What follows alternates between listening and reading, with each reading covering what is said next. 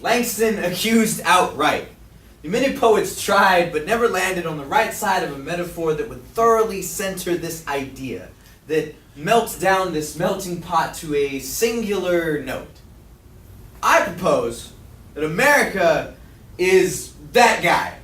You know, that guy at the bar who swears being able to drink anybody under the table when nobody asked. Loud and sexist, so everyone gets that he's not gay when nobody asked. Loud and macho and bravado, so everyone knows he'll kick your ass when nobody asked. America, why are you that guy? Why do you insist on bringing up politics and religion at a bar? We have no need for them here. That guy who ruins most good times, who runs off at the mouth only to be offended when he gets kicked out. That guy who buries deeply rooted guilt that requires therapy. But that guy prefers Jaeger shots because therapy and reflection and feelings are for pussies. Who makes up with allies after years of unmitigated mistrust and a blathering mess of high fives and tears. America, who believes bros before hoes, who loves hip-hop, but thinks Black Lives Matter is some bullshit, who wants you to respect his authority, who quotes South Park too fucking much, who gets his news from The Daily Show because network news is some crooks. America, who believes that who network news is some crooks. America, who is battling an addiction with prescription pills that are approved by the FDA, who couldn't define socialism to save his white, cisgendered, privileged male life. That guy who won't shut the fuck up. That guy who wants you to shut the fuck up. Who will shell out 60%, nearly $550 billion of his budget on military and still worry about Al-Qaeda. That guy who doesn't see color. That guy who believes bitches be tripping. America, we are that guy. And what's worse, we don't accept that guy enough. We drink microbrew, read Mother Jones articles, and grow out handlebar mustaches while that guy runs amok. America, that guy is still us. And that guy doesn't spell or learn because learning sucks. And the statistics for that guy being a moron add up when you consider that our education system is fucked. And the less attention we give to that guy, the louder and more obnoxious that guy gets. When I was in the first grade, that guy was Sam. And Sam was the biggest and baddest bully in my entire town. And even though the playground upon which he reigned his terror was far from the turf that me and my posse called home, we knew he was there. Feared that his tyranny would extend into our neck of the burbs, and we went to bed each night knowing that one day, even if nobody asked us to, we were going to have to take him down. Then, one Halloween night, 19 bullies, each from a playground Sam had nothing to do with, attacked my house, bombed it with jack-o'-lanterns, strafed it with hundreds of wet paper towels covering my walls like warts on a witch. And even though me and my homies knew that Sam had nothing to do with this October surprise, when opportunity knocks, you open the door and kick some ass. So, using my first grade executive powers, I rallied forth the kindergarten troops and convinced them that somewhere on Sam's playground, buried beneath the sandbox, hidden below the floorboards of the playhouse, are weapons of mass annoyance capable of wreaking havoc on any house for miles around. Yes, even yours. Not only will we find week old pumpkins, but toilet paper, shaving cream, eggs. Rumor had it he'd stockpiled dozens and dozens of bags of dog shit ready to be lit on fire and deposited on every doorstep for miles around. Yes, even yours. We had no choice but to invade. We attacked his bully minions, took out innocent preschoolers and cute babysitters as collateral damage.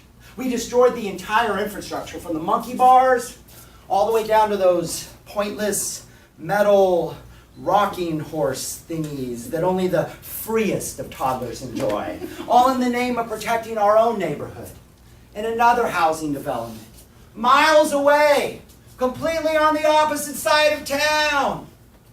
For weeks, the neighborhood rallied around us, but I knew they had no stomach for the years-long campaign I wanted to wage, so I stole a Boy Scout uniform, climbed on top of an ice cream truck, and waved a hand-drawn "We did it" banner for everyone to see. And even though the hot soccer moms and clueless working dads congratulated me on a job well done, "Go get 'em, Tiger," I just kept on fighting. Toppled Sam off his tire swing throne and found him hiding in a gopher hole like a long-lost action figure. Never did find those weapons of mass annoyance, but to be honest, I didn't think they were there in the first place. And I know that someday soon, my parents are going to move to a ranch in the middle of nowhere, and some fresh-faced first grader is going to step in and keep my war rate waging for at least 2 more years.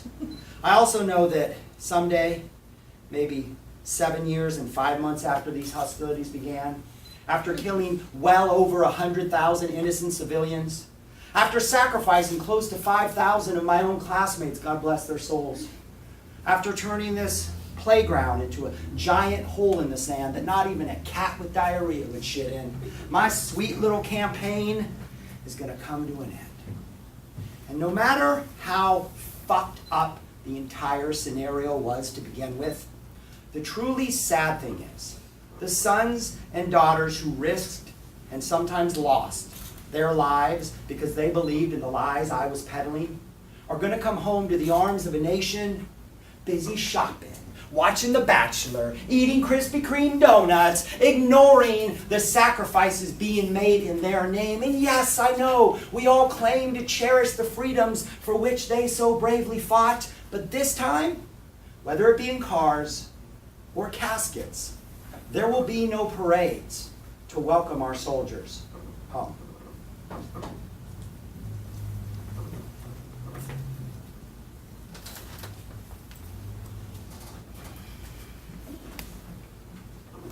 I want you to imagine something with me. This is going to be very far outside the realm of possibility, but if you can suspend your disbelief long enough to watch a zombie movie, surely you can take this trip with me. I want you to imagine that a military force rolls into San Antonio. Doesn't matter where from, but they roll in. Prior to the invasion, airstrikes have destroyed the River Center Mall, the courthouse downtown, and the Lackland Air Force Base. Those sites are completely destroyed and thousands are dead as a result. The force then seizes control of the Kelly Airstrip, the San Antonio Airport, and the state jail. Then they round everybody up and push them out of the downtown area. It doesn't matter whether you work there or live there. They push everybody out and claim it for themselves and set up a perimeter around the entire area. About a week after that, they set up a perimeter around the entire city. 410 is now a wall of concrete barriers preventing anybody from entering or leaving the city. Then they separate the city into sections based on where the highways intersect and seize control of the highway system for their own use and stop letting us use it. After the separation of the city into sections, they enforce a curfew of 8 p.m. on the entire city. If any of us is found outside of our home between the hours of 8 p.m. and 6 a.m., we get detained. As far as any of us can tell, once someone gets detained, we'll never see them again.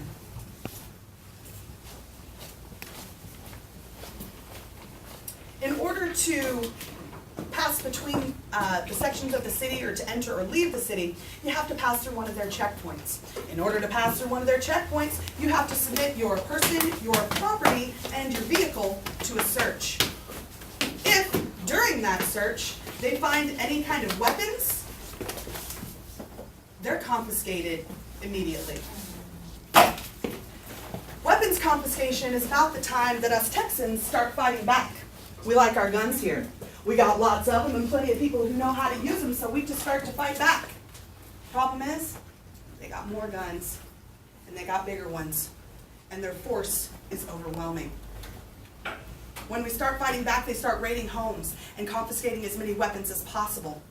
And if they suspect a specific person of fighting back, they roll into the neighborhood where that person lives, and they take every male who is old enough to hold a gun. They rip young men from the arms of their mothers.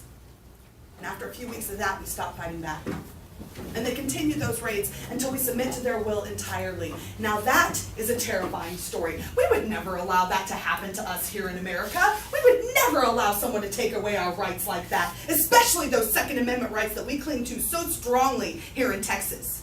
Well, now you have an idea of what it was like to be a citizen of Iraq during the American occupation.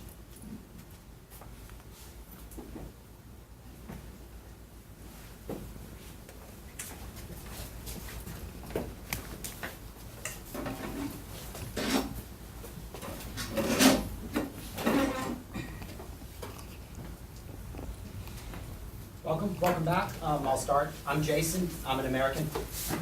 Welcome. I'm Tomas, and I'm an American. Welcome back, Tomas. I'm Amanda Flores, and I too am an American. Well, since this is your first time here, would you like to begin? Sure.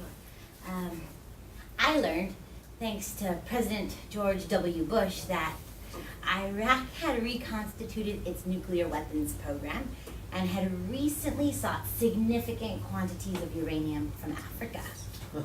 Well, I learned from Vice President Dick Cheney that Iraq had in fact reconstituted nuclear weapons, and I agreed with him when he said that we don't want the smoking barrel to be a mushroom cloud. And I learned, thanks to CIA Director George Tenet, that Iraq played a significant part in the tragic events of 9/11, and that the CIA actually possessed solid reporting of senior level contacts between Iraq and Al-Qaeda going back a decade. Well, I learned, thanks to General Colin Powell, that Iraq possessed between 100 and 500 tons of chemical weapons agent. That is enough to fill 16,000 battlefield rockets. His words. Well, I learned from Secretary of Defense Donald Rumsfeld that America actually knew where the WMDs were. So they were in the area around Tikrit and Baghdad and north and south and west and east, somewhat. I also learned, thanks to Secretary of Defense Donald Rumsfeld, that there are known knowns. These are things we know that we know. There are known unknowns. That is to say, there are things we know we don't know. But there are also unknown unknowns. Those are things we don't know we don't know. Funny, I learned from Secretary of Defense Donald Rumsfeld that it is important to be precise. Actually, I'm pretty sure I learned nothing at all from Secretary of Defense Donald Rumsfeld. But what I did learn from a 20-year-old soldier's experience in Vietnam that would be described to me decades later, that the horrors one witnesses in war are a lot easier to cope with when one does not believe that your government is lying to you. May 1970, Kent State University. The National Guard is called out to control an anti-Vietnam War protest, and in the process of doing so, fires 67 shots in 13 seconds, wounding 9, killing 4. There were 4 dead in Ohio. College students, patriotic Americans expressing their First Amendment right to free speech and assembly, gunned down by a government that would never seek accountability for the executions that took place on that day. My father believed he was in Vietnam fighting for those students, their rights, his Constitution. Before the Kent State Massacre, whenever my dad thought about home, he thought about my mom, who was not yet my mom, their friends, his family. After the Kent State Massacre, whenever my dad thought about home, he wondered what lies his government was telling my mom, who was actually just about to be my mom, their friends, his family. When one discovers that your government suppresses the voice of its own people, it seems only natural to start questioning why. I learned from former news anchor and talk show host Phil Donahue that exercising one's right to freedom of speech and expressing an opinion contrary to that of the jingoistic majority can cost you your job, even if your ratings are high. I learned, thanks to the all-female country sensation, the Dixie Chicks, that exercising your right to free speech and expressing your disapproval of our president because you don't agree with his war can cost you your career. Even if in one song, in one verse, you mention Friday night football games, a soldier, the Lord's Prayer, and the national anthem. In one verse.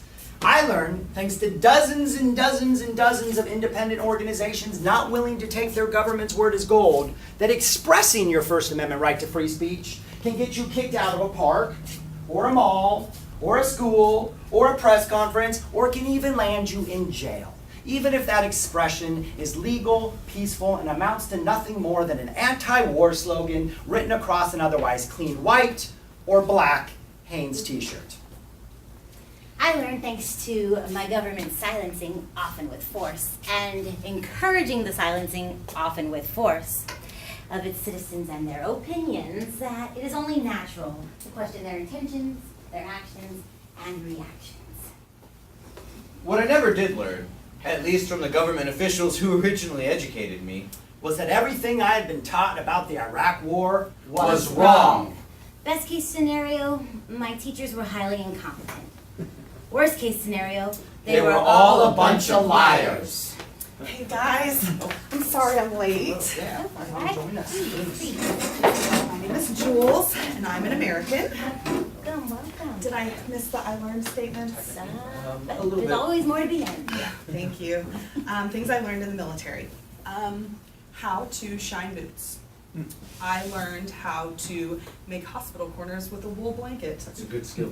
I learned how to fire and clean an M16 rifle, how to fire and clean a 9mm pistol, how to load ammunition,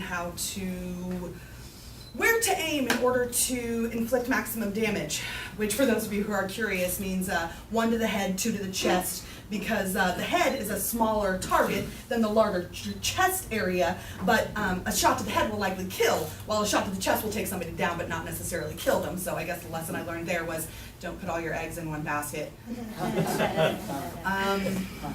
I learned, I had no discipline, so I learned that. I learned how to be organized and to manage my time efficiently. I learned how to conduct myself professionally. It was my job to collect and analyze intelligence information, so I learned how to do that. I also learned how to follow orders. I learned to place my unfailing faith and confidence in my superiors. I learned that even though an order might sound ludicrous to me, that I should do it. Because the reason it sounds ludicrous to me is because my superiors are smarter than me. I learned that someday I will see the light and understand the lesson in the task and thank the person who told me to do it. I also learned to kill. And as a prerequisite to learning to kill, I learned to hate. I learned plenty of reasons why to hate the enemy. I learned that they wanted to kill me. And so I hated them for that. And I learned that they hated me, so I hated them back. I even learned how to place responsibility for military decisions on them. For instance, I hated being in Iraq because it's really fucking hot there. And it's all one color. It's all that same color of tan. And it's also, by the way, really fucking hot. It's so fucking hot, you can't go outside to smoke a goddamn cigarette, and it's their fucking fault I had to be there. If not for their dumb asses, I could be at home, in bed, with my husband. A lot of the things that I learned in the military, if it hadn't been them teaching them, I don't know if I would have learned them very well. But they also taught me many things that I wish I could forget. Thanks, guys. I'll be on time next week, I We got swear. hummus.